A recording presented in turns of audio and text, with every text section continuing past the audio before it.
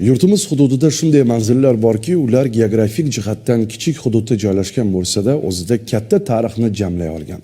Qashqadaryo tog'lari bag'ridagi Sarchashma qishlog'i ham ana shunday maskanlardan biridir. Qishloqda 5-asrga oid topilmalar, 1000 yillik daraxt va minglab eksponatlarni jamlagan mo'jazgina muzey ham bor. Muxbirimiz manzilda bo'lib, qishloq tarixi bilan yaqindan tanishdi.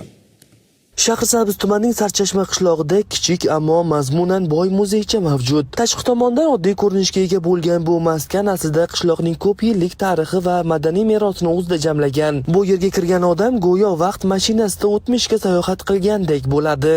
Ma'lumot uchun qishloq qariyb 1000 yillik tarixga ega, muzeychi esa o'z bag'rida 4000 ga yaqin eksponatlarni jamlagan. Eng e'tiborlisi, bu yerda milodiy 5-asrga oid qadimiy topilmalar ham mavjud. Ular hududning naqadar boy va chuqur tarixga ega ekanligini ko'rsatadi. Qadimiy narsalardan 3-asr, 4-asrga qadimiy tovoqlar saqlanib qolgan mana bu yerga.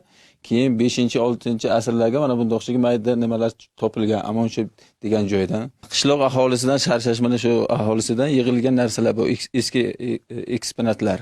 Bu yerga har bir xonadondan odamlar berib mana shu yerga o'zimizning eski nimalarimizni jamlangan bir shu. Muzeyda qadimiy ro'zg'or buyumlari, arxeologik topilmalar, eski mehnat qurollari va milliy hunarmandchilik namunalarini uchratish mumkin. Har bir eksponat qishloq ahlining hayot tarzi, urf-odati va mehnat haqida hikoya qiladi. Ayrim buyumlar yaqin atrofdagi qadimiy tepaliklardan topilgan bo'lib, hudud tarixini naqadar boy ekanligini ko'rsatadi. Bu yerga mehmonlar har davlatlardan, chet davlatlardan ham keladi, o'zimizdan ham keladi.